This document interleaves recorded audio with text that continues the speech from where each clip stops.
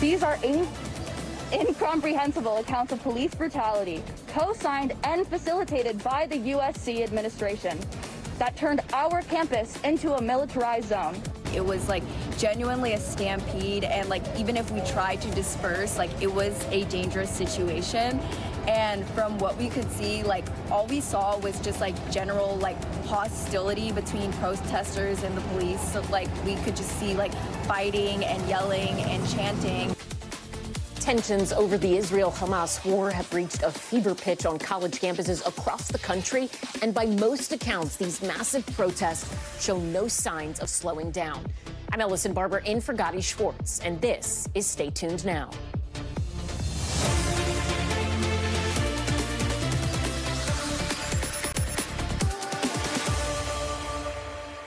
A multi-day severe weather outbreak is kicking off tonight across the Great Plains and the Midwest, with the potential to be the most active. We're actually going to skip to a different story to start us off. We will have more on the weather in just a minute, but let's start tonight with that story we were talking about off the top. Tonight, pro-Palestinian protests, they continue to escalate on college campuses nationwide. In Los Angeles, you see it here. Nearly 100 people were arrested after an explosive confrontation between protesters and police in riot gear at the University of Southern California. And now USC has canceled their main commencement ceremony, initially set to take place in just 2 weeks. We'll have more on that in just a minute. In Atlanta, take a look at what happened at Emory University. Although we do want to warn you, some of this video may be considered disturbing. A witness claims that the police handcuffed and tased a protester on the ground. It's not clear what happened before this video was taken, but the witness says that the protesters were being peaceful and leaving the encampment when those arrests began. Their behavior and violence was completely unprovoked and completely unwarranted. We were leaving exactly as they requested, yet they still attacked many of us. Also, another one of my close friends, handcuffed, hands behind his back, shoved to the ground, and tased while he's already restrained and on the ground. These violent turns are not specific to USC or even Emory. They are happening right now all over the country. New encampments are popping up daily and hitting dozens of colleges from coast to coast. NBC News correspondent Liz Kreutz joins us now from UCLA. Liz, talk to us about what you are hearing from students, faculty there. What are you seeing on the ground? Bring us up to speed. Hey, Ellison. Yeah, just like so many college campuses across the country right now, UCLA has this major encampment that is formed in the heart of the campus outside the famous Royce Hall. There's hundreds of students that have now gathered here. They've made this makeshift barrier. Only demonstrators are allowed inside. And what's going on right now is really interesting. It's the third night of Passover, and there's actually a Passover ceremony underway. The students are passing around matzah and wine and leading prayers. This is a group with Jewish Voices for Peace that is leading this protest right now. But, you know, I talked to a lot of the students here who are protesting and the organizers, and they say that they are not going to leave this encampment until their demands are met by the university. And the number one demand, like so many universities, is that the university divest from Israel. Here is what one organizer of this protest had to tell me, followed by reaction from a Jewish student here. Take a listen. Palestine is about like our money is going to fund the killing of people, and that's not what we consent to, and that's what our movement is about. Like, our movement is not about religious division. Our movement. To me, this is not a statement in support of Palestine. This is a statement against not only Israel and not only the international community of Zionists, but against Jewish students. And I don't see this as an act of resistance. I see this as a barrier between me and my education.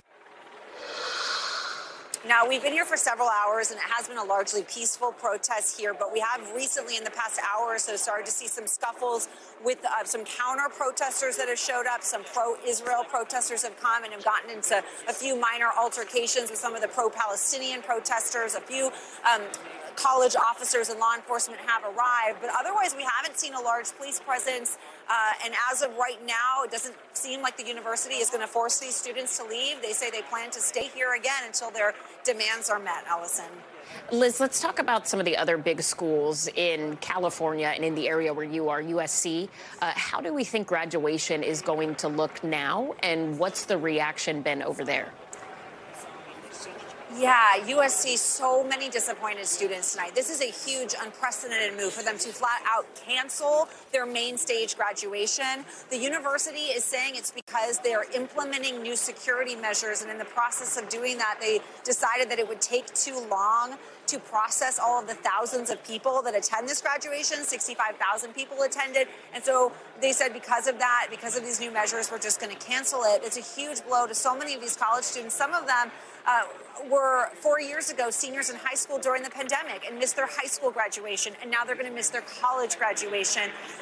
The university, though, said they're going to try to make up for it, this big disappointment, with other activities, and the small colleges at the university will still be able to have their own individual graduations, but a big disappointment for a lot of students tonight. And this comes after 100 demonstrators, nearly 100 demonstrators were arrested last night during contentious rallies at USC, and after the university had canceled the valedictorian speech by a pro-Palestinian valedictorian they had selected. Allison.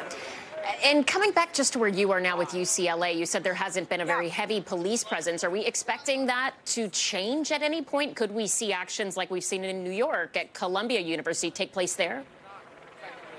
Yeah, it's a really good question, and I've asked some of the protesters here what to expect or what they're expecting, and all of them say, you know what, we don't know. We haven't heard anything. We really are kind of waiting to see. This is a public university versus Columbia, USC. Private universities is a public space, and so that might make things a little bit different in terms of the reaction.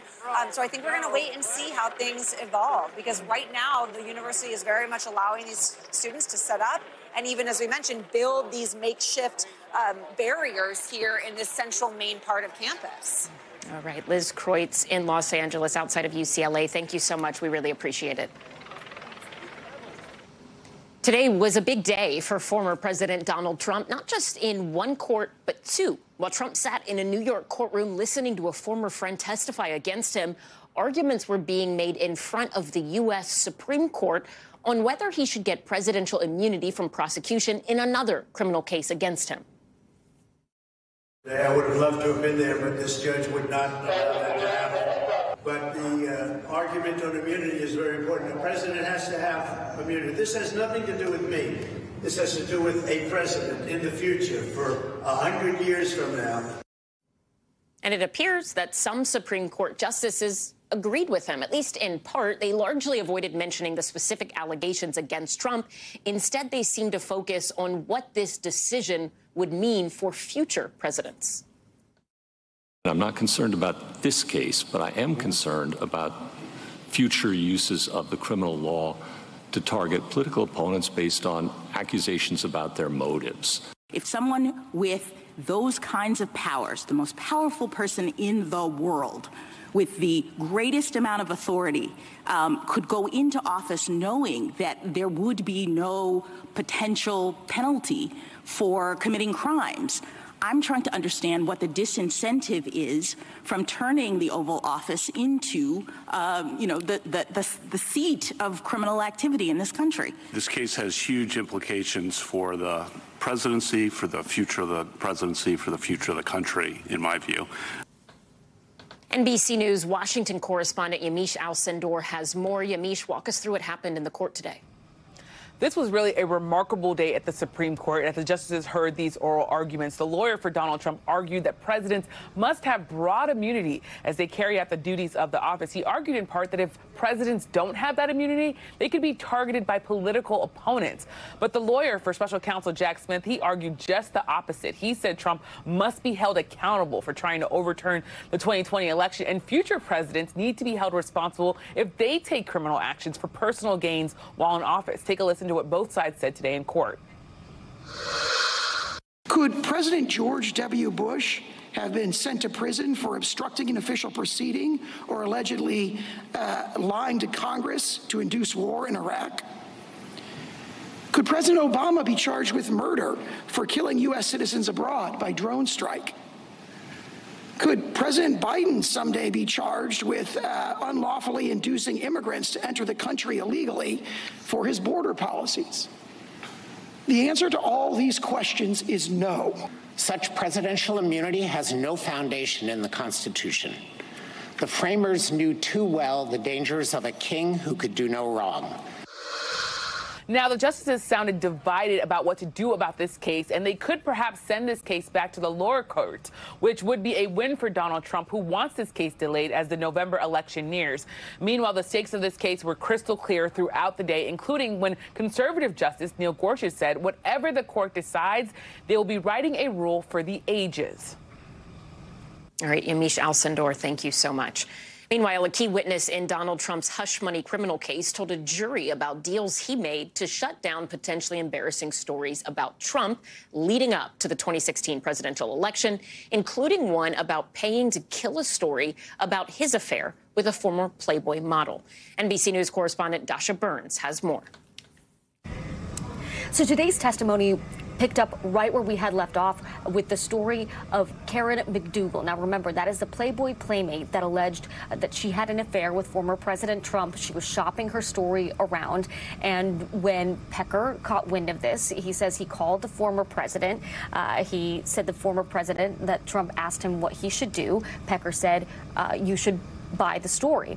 And former President Trump said, I don't buy stories, but Cohen is going to give you a phone call. Then Pecker gets a phone call from Michael Cohen saying, go ahead and buy the story. Pecker's asking, well, who's going to pay for this? Cohen said, don't worry about it. Pay for it. We'll figure it out on the back end. That sets up what happens with the Daniels story, because the National Enquirer pays for McDougal's story. They have not gotten reimbursed from the former president or from Michael Cohen. And so when Stormy Daniels' story comes around, they once again want to buy it and they want to suppress it. But Pecker says he's not paying for it this time. He doesn't want to go through with that. So then Pecker learns that Cohen paid for it himself. Two critical exchanges I want to talk to you about. The prosecutor at one point asked Pecker if Trump said anything to make him think that he was concerned about his family rather than his campaign, that he wanted to suppress these stories to make sure that his family wasn't embarrassed or heard these stories. And Pecker said that Trump's family never came up in conversations. He said, quote, I think it was for the campaign. And with respect to McDougal and Daniel's stories, they were not part of the talks that he had with Trump in terms of keeping this from his family. And then the prosecutor asked if the primary purpose in suppressing the story was to influence the 2016 election. Pecker said, yes, it was. Steinglass, the prosecutor, asked, were you aware that expenditures by a corporation made for the purpose of influencing an election at the request of a candidate were unlawful? Steinglass says, yes. Now, three important things we learned. First of all, the complicated network of finances here, where clearly Pecker was frustrated that he had not been reimbursed. Former president kept saying he would take care of it. That didn't happen for Pecker, and now we know that didn't exactly happen properly for Cohen either, which is why Cohen ended up behind bars. And this is exactly what Pecker testified being afraid would happen to him as well. The other thing we learned, that this was, according to Pecker, for the purposes of the campaign, of protecting Trump and the campaign, and it was for the purposes of influencing the 2016 election. Really important testimony from David Pecker today, Ellison. Dasha Burns in D.C., thank you. Don't go anywhere, because we are just getting started. Up next, the allegations against Harvey Weinstein rocked the entertainment industry, and now a New York court is tossing out his conviction. We'll explain why. Plus, from now on, if you want to float through the canals of Venice, it's going to cost you. NBC's Claudio Lavanga has more on the new fee that kicked in today to cut back on tourism. And later this hour, the future of housing. Millennials are taking a swing at golf course living as more and more families are choosing to buy homes in these communities. Sam Brock has more on what's driving the trend. For us to have the calm and the quiet, and also there's, we have our community, we have good restaurants now. No one has been like, those darn kids, they're taking our retirement homes away from us. No, not at all. Welcome back. We will get into that appeals court decision on Harvey Weinstein in just a moment. But first, here's some of the other headlines we're watching tonight. The World Central Kitchen is honoring their aid workers killed by Israeli airstrikes in Gaza. At a memorial in Washington, D.C. today, people remembered the 7 killed last month. Founder and chef Jose Andres called for an investigation into their deaths. President Biden was in Syracuse today announcing new semiconductor production funding.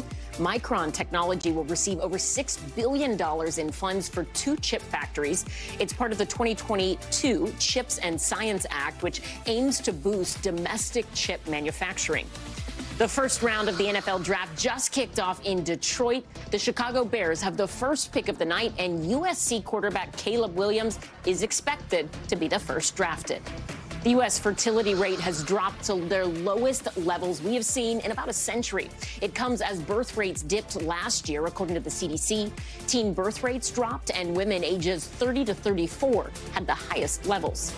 And Mark Meadows, Rudy Giuliani, and a bunch of Arizona's alleged fake electors were charged with state crimes. The state's AG announced the indictments of the Trump aides and allies. It all comes after an investigation into their efforts to allegedly overturn the 2020 election. Disgraced film mogul Harvey Weinstein will have another shot in court after a New York appeals court overturned his 2020 rape conviction. The judge in court, he found that the original trial improperly allowed testimony on accusations that were not actually part of the case. Now, this does not mean Harvey Weinstein is a free man. He was convicted of rape in 2022 in Los Angeles, but it does pave the way for a new trial in New York. The bombshell decision drawing shock and anger from sexual assault survivors tonight. NBC News senior national correspondent Kate Snow has more. For the more than 100 accusers of Harvey Weinstein, it was a shock. This today is an act of institutional betrayal. In a 4-3 decision, the New York Court of Appeals finding Weinstein is entitled to a new trial. His spokesperson speaking to NBC's Chloe Malas. What he did might have been insensitive, might have been unethical, but it wasn't a crime. And in order for them to bring it back, they're going to have to find witnesses to come forward with actual crimes. Weinstein was charged with crimes in New York involving 3 women and convicted in 2020 of rape and sexual assault.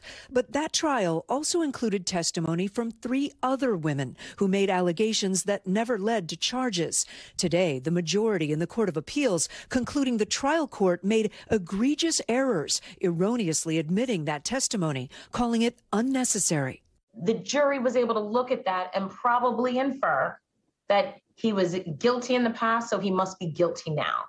And that's what this higher court said can't be allowed. That's right. The state court of appeals also said the trial court abused its discretion when it said Weinstein could be cross-examined about those other 3 women. And even if he denied them, just the fact of being accused of them could allow the jury to infer his guilt based on prior behavior. He then decided not to testify. One of those women was Dawn Dunning. Today, she said, "People have asked me if I regret having testified. Was this all for naught? And my answer is a resounding no."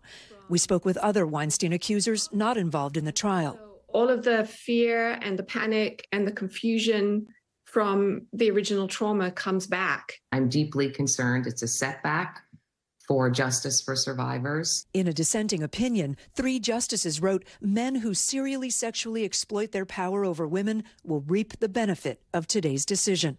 We've already heard this refrain about Me Too has gone too far. And I think that there's going to be some people out there thinking, oh, good. So now we've redressed the balance. And I don't think Me Too ever went far enough. And NBC News legal analyst Angela Sinadella joins me now. Angela, I was watching that so intently because one thing that I have been trying to figure out as I've been reading about this today is who made the mistake? Was it the judge in the first trial or was it the prosecutors? Because it seems like this appellate court is saying there was a ruling in, 1901, the Molyneux case, I believe, which was that landmark decision that seems to pretty clearly say you can't bring outside people tied to a case to prove maybe this person would be the type of person to commit this crime. So where was the mistake? So you're exactly right. The thing is, it's not that black and white at the trial court level, and it's really the judge who they're claiming is made the wrong decision, because prosecutors and defense always make these motions, try to admit things, and it's the judge who gets to decide what gets admitted under these laws and what does not. But The reason why it was not admitted, or why it was admitted at the time, is because there was a pattern of evidence that they claim could only be established by this introduction. So Weinstein at that time said everything was consensual. Now, there wasn't a lot of evidence to necessarily rebut that, except the prosecutor said there was this pattern where it showed that he'd had so many non-consensual dealings that that was the only way they could prove the state of mind of the defendant. So while the prosecutor maybe mistakenly overstepped and introduced that and attempted to admit it, it was ultimately the trial judge then who agreed. But also, note, it was the next appellate court level who affirmed the trial judge's decision. So it's murky. It's not black and white, Ellison. So what happens next for this case? I mean, will there be another case in New York, or does he just go serve his time in L.A.? So it's totally up to the prosecutor here. They can decide to retry it. And obviously that really depends on the witnesses, because when you look at the bulk of the testimony, the evidence in this case, it really came down to witness testimony. Do they want to retestify? Is the strength of their testimony going to be enough this time? But also with California, I think that conviction is at risk. So there's much broader laws allowing for sex assault evidence of the past to be brought in. So not on the same grounds, but in that trial, the prosecutor introduced to the jury that there was a successful New York State conviction. So look, now that's no longer successful. It was also used in his sentencing for 16 years. So that is a great grounds of appeal for the California case to do a whole new retrial there, too. So do you think this is a situation where L.A. says to New York, you guys have got to take this back up, otherwise this person who was convicted is going to possibly be free? I mean, do you expect the prosecutors in New York will retry this? I expect they will really try. I think it was such a landmark case for them. But really, they will only try it if they feel, for whatever reason, they can win the case. And frankly, the reason why they use this witness testimony is because they didn't have a lot of options. It's not that they didn't know this was risky to begin with. It's that they thought this was their only option. So with that off the table, and that likely did really influence a jury, it's a question of if they can. Now, Ellie in New York talking, I think they're all just trying to save their own skin at this point. I think every man is in it for himself, and they want to keep those convictions. All right, Angela Sinadella, fascinating stuff. Thank you so much, as always. We appreciate it. There are new concerns tonight about the dangers AI can pose. Police say a high school principal was framed with racist remarks created using AI to mimic his voice. NBC News correspondent Blaine Alexander has more. The audio clip is less than 60 seconds, long enough to completely upend a Baltimore area high school. In it, a voice is heard making racist remarks about black students' academic performance and anti-Semitic complaints about Jewish community members. For months, parents, teachers, and students believed it was a racist rant by Pikesville High School principal Eric Eiswart. But today, officials revealed that voice was generated by AI, and they've arrested the school's athletic director, 31-year-old Dazon Darian, for allegedly creating it. Detectives allege Mr. Darian, who was the athletic director at the high school, made the recording to retaliate against the principal who had launched an investigation into the potential mishandling of school funds. Police say Darian was arrested today while trying to board a flight to Houston, initially taken into custody for a gun in his bag when police discovered the outstanding warrant. He's now charged with disrupting school operations, along with theft, retaliating against a witness, and stalking. The clip was first circulated back in January and quickly went viral. I, as a parent, am horrified, and as a rabbi, I'm quite disturbed. It's hard to pay attention in class because, everybody was talking about it. At the time, the principal denied ever making those remarks. Officials say the clip had, quote, profound repercussions, leading to the principal's temporary removal from the school. A fake recording with very real consequences, all sparking new concerns around the growth of AI. Blaine Alexander, NBC News. Coming up, 18 countries, including the U.S., banded together today to call for the immediate release of hostages in Hamas captivity. Those details are straight ahead. But first, you got to see this. If you are in the market for a puppy, how about a robot dog that spits fire? The flame-throwing dog, also known as the Therminator, can send streams of fire up to 30 feet. The Ohio-based gadget company Throw Flame is currently selling the robot pooch for $9,420 on their website. How is this legal? I don't know, but if you are looking for a new guard dog, there's one. Just don't stick it on us, please. We'll be right back.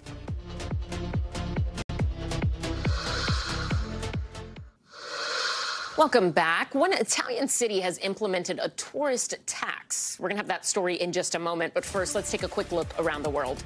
At least 5 teenagers have been charged in connection with the stabbing inside a church earlier this month in Sydney, Australia, including charges of planning a terrorist attack. The attack happened 10 days ago. Police say an Orthodox bishop and a priest were both stabbed during a church service that was being streamed online. An active World War II bomb was found outside of a soccer stadium in Germany. The discovery was made during stadium renovations just yesterday. Around 3,500 people were immediately evacuated. The bomb is reported to be an 1,100-pound American-made bomb. It's scheduled to be deactivated tomorrow. A popular rapper has been sentenced to death in Iran. He's 33-year-old Tumaj Shalehi. His lawyer says the death sentence is because he released music in support of Iran's anti-government protests in 2022, which came in response to the death of 22-year-old Masha Amini while she was in police custody. And the iconic windmill that sits atop the even more iconic Moulin Rouge in Paris has fallen apart. The sails on the windmill seemingly just collapsed overnight. No one was hurt. And right now, it's still a bit of a mystery as to why it happened. But officials say the cabaret will stay open and it plans to celebrate its 135th anniversary in October. Now to the latest in the Middle East. Hamas has released an undated video showing an American-Israeli hostage. It's the first time since he's been seen since his abduction more than 6 months ago. It comes as the U.S. released a joint statement today with 17 other countries whose citizens are also being held hostage inside of Gaza.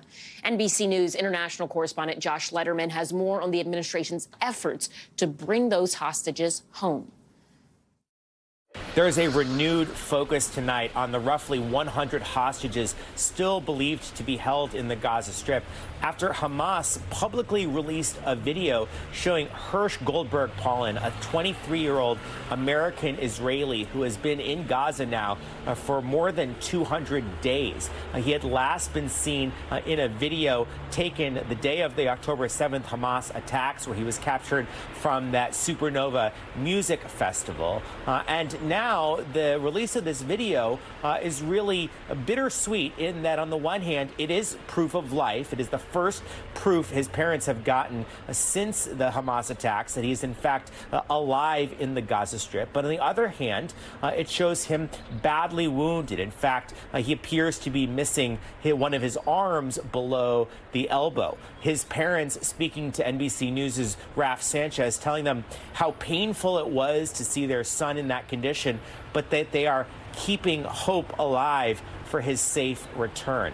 That's coming as the U.S. and 17 other countries that have hostages still in Gaza are releasing a remarkable joint statement, not only calling on Hamas to release those hostages, but saying that there is a viable deal on the table to do so. They say that deal would lead not only to the release of those hostages, but also to a prolonged ceasefire in the Gaza Strip, as well as more humanitarian aid getting into Gaza, and the ability for Gazans who are now in the south to return to their homes in the north. President Biden underlining that message by meeting with Abigail Adan, the 4-year-old American former hostage who had been held in the Gaza Strip and was released during an earlier prisoner exchange and hostage release. The White House saying the 4-year-old American girl, in fact, crawled through the door on the famed Resolute desk in the Oval Office. But Hamas says it is Israel's fault that they still have not reached the ceasefire and hostage release deal that everybody so badly wants. Hamas saying Israel has not agreed to its demand for a permanent ceasefire, arguing why would they give up the hostages until Israel commits to fully ending the war? Josh Letterman, thank you. And over in Italy, officials in Venice are trying to combat overcrowding by hitting people where it hurts, their wallets. NBC News international correspondent Claudio Lavanga has more on the new tourist tax. Venice is arguably one of the most beautiful and popular destinations in the world, but it has long been struggling with the overwhelming number of tourists here. So now the mayor is trying to tackle the issue by doing something no city has ever done before. Venice is sometimes called an open-air museum. From today, tourists will have to pay an entry ticket as if it was one.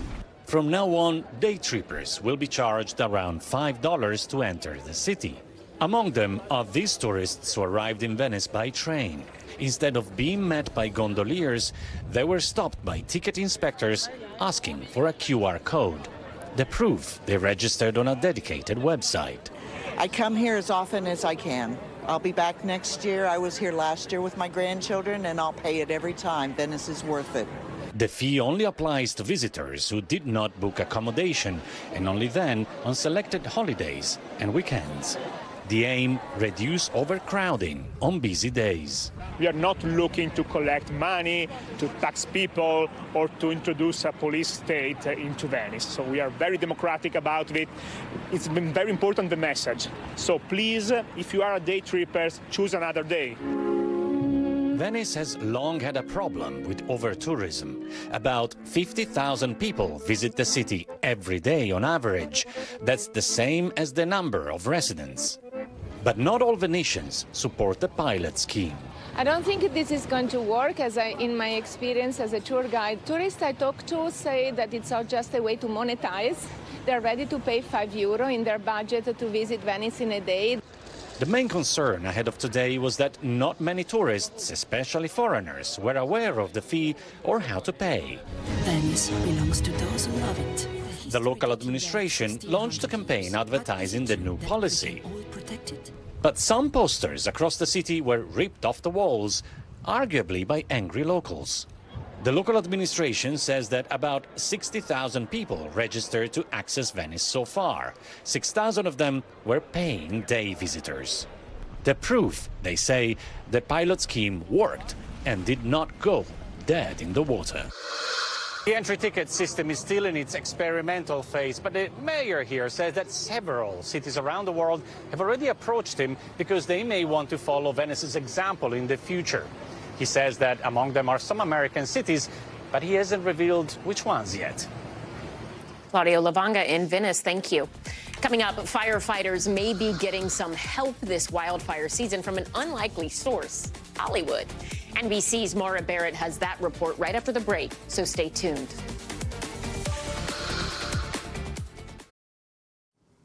Welcome back. Here are some of the stories happening out west that we're following. California Governor Gavin Newsom has proposed a bill that could allow Arizona doctors to perform abortions in his state. The measure would help residents fleeing Arizona get abortion access and would also protect doctors from facing any legal trouble. Earlier this month, Arizona reinstated an abortion ban from 1864. Major California home insurance provider Allstate says it may start offering new policies, but it'll come under some new conditions. They're asking the Department of Insurance to allow them to use a catastrophic model to justify rate increases. Allstate previously left the state back in 2022 because of wildfire risks. And a heartbreaking video out of Long Beach, California. A dog desperately chasing after its owner's car. Apparently, the owner left the dog behind after pushing it out of the vehicle. Luckily, the dog was rescued a few hours later and given a temporary foster parent. A multi-day severe weather outbreak is kicking off tonight across the Great Plains and Midwest, with the potential to be the most active and volatile stretch of storms hitting that region since 2019. 6 million are at risk from Texas to South Dakota tonight. Strong tornadoes, baseball-sized hail, and winds up to 70 miles per hour are likely. NBC News meteorologist Bill Cairns joins us now with the forecast. Hey, Bill. Ellison, a dangerous 4 days ahead. We're going to have a chance of tornadoes each and every day, large hail, flash flooding, damaging wind. All types of severe weather modes are possible. And we're already starting this evening. We've had numerous tornadoes already reported. They've been rural, have no reports of injuries or damage or anything like that. And a lot of these have been in western Kansas and a few in areas of northeastern Colorado. This tornado watch will continue till about midnight. Now, as far as the severe storm threat through the overnight hours, I just showed you this area. Later tonight, after dark, we were going to see a chance for some large storms with big hail, and those will head for areas north of Abilene towards Wichita Falls. They should avoid the Dallas-Fort Worth area. You get a break tonight. Tomorrow is when your severe weather will return. And as far as tornadoes go, if we get any strong ones, western Kansas has the best chance of that. Isolated tornadoes still possible, though, for many areas in Oklahoma or West Texas. So now let's take you through as your Friday, and this storm that's now in Colorado tracks northwards, and then we're going to be watching a lot of big big cities with a chance for not just severe storms, but even the possibility of tornadoes and maybe 1 or 2 large tornadoes. So this area of concern is from Omaha to Des Moines down to Kansas City, and then isolated strong storms further south, Joplin, Tulsa, Little Rock, Fort Smith, Fayetteville, Arkansas, Dallas included in Tyler, Texas. And this is the area that we have a chance for some strong storms with tornadoes that could be strong too.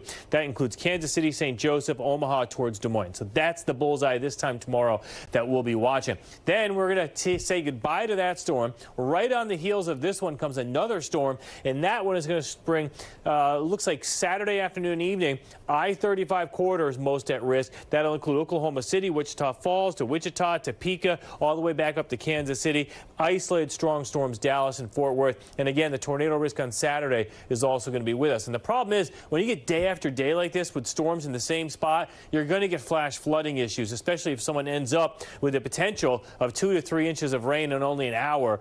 So Tulsa to Wichita Falls, this area, including Oklahoma City, most at risk. It's already on Saturday a moderate risk of flash flooding. That's pretty high for this far out, and we are depicting this region here with the possibility of 4 to at least 6 inches. So the weekend forecast goes like this, Allison. We are going to watch that severe risk in the middle of the country, and as is typical, when the middle of the country has all the bad weather, the East Coast is pretty nice. Saturday and Sunday looks good. Not many problems on the West Coast either, but for all our friends in the middle of the country, be weather aware as you head into your weekend. All right, Bill, thank you. You've probably heard of Flint, Michigan, the small town that gained national attention because of its water crisis. Well, believe it or not, it's been 10 years since that crisis began, when the city's drinking water was contaminated with lead, forcing residents to rely on bottled water. And people there say the problem still has not been fixed. NBC News correspondent Maggie Vespa reports. In an infamous crisis that put the safety of America's tap water under a microscope, it was the iconic shot.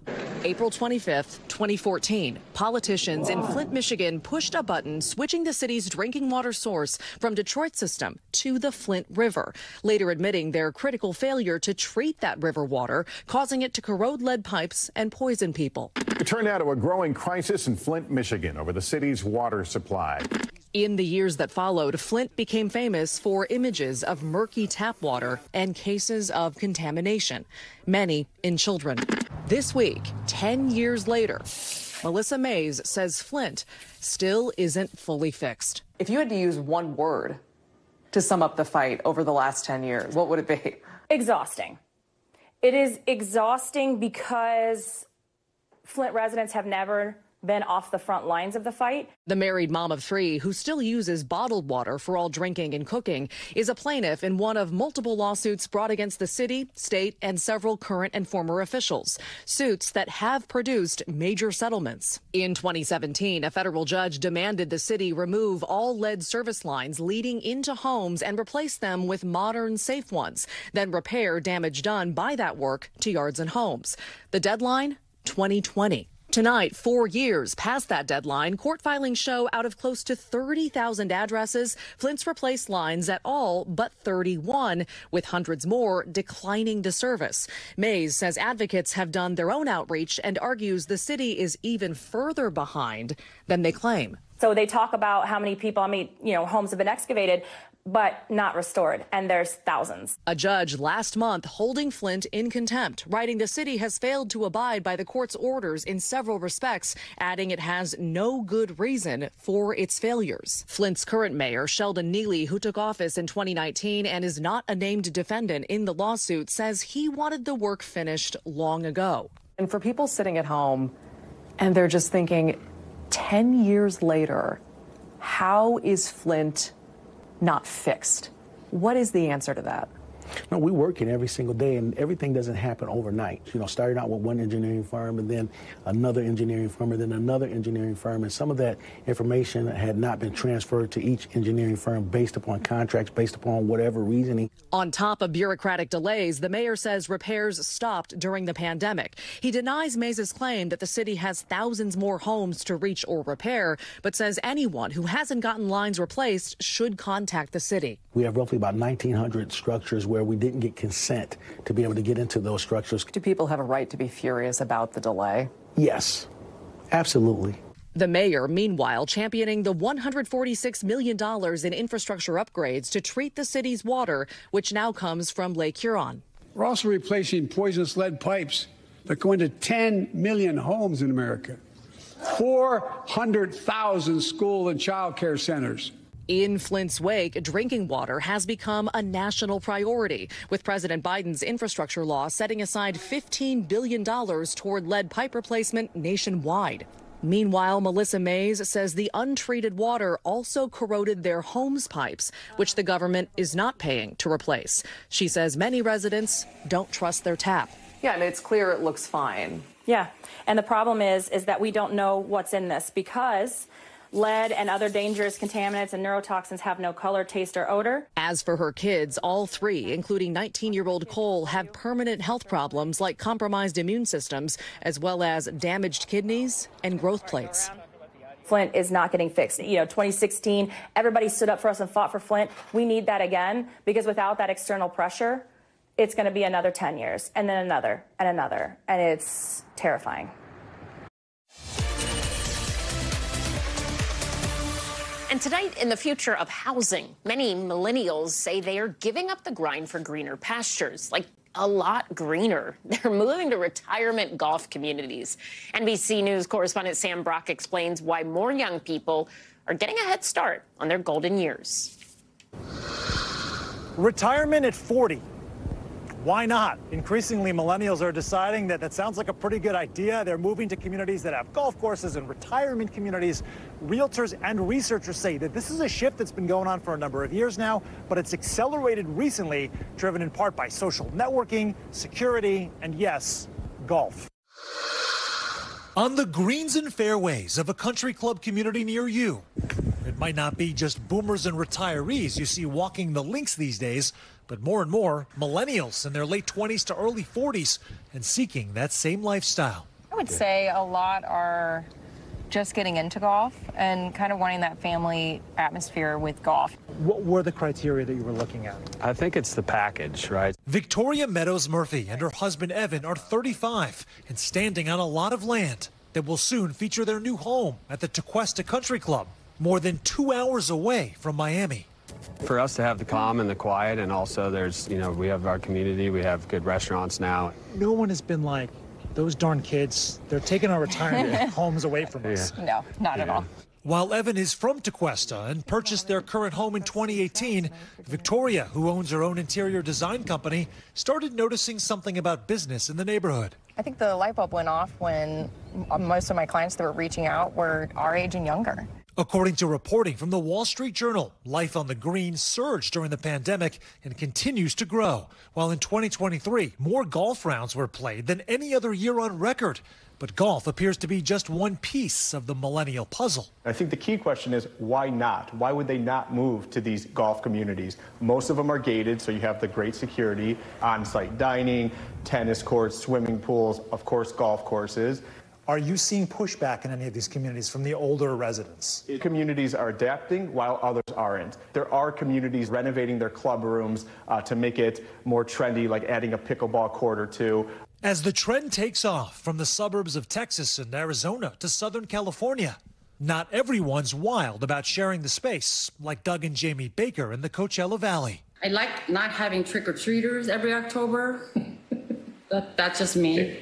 We don't want Coachella here all year long.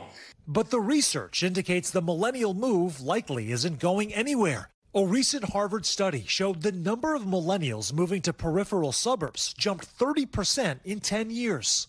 And for young, aspiring couples like the Murphys, the pivot is perfect.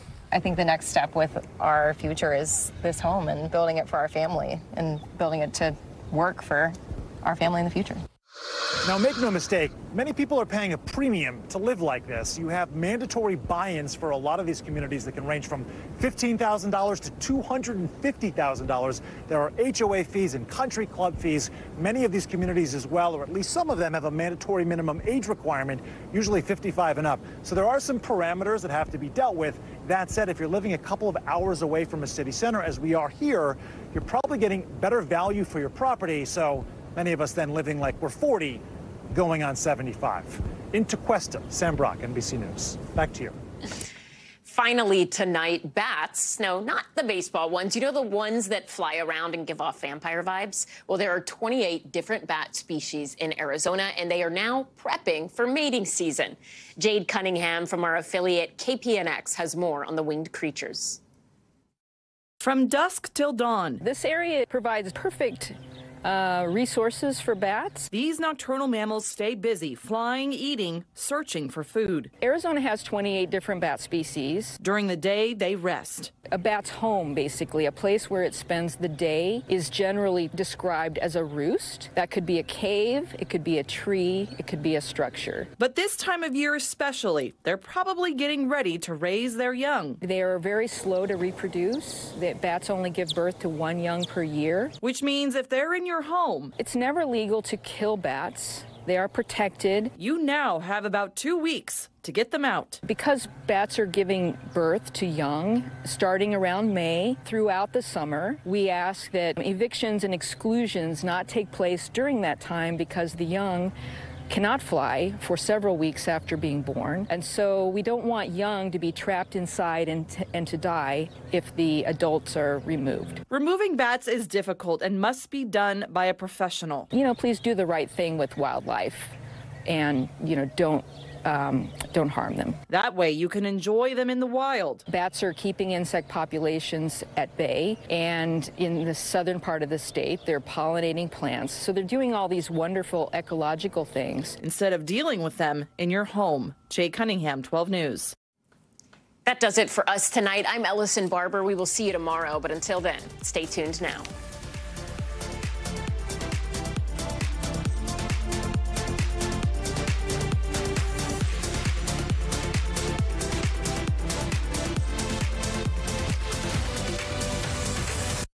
Thanks for watching. Stay updated about breaking news and top stories on the NBC News app or follow us on social media.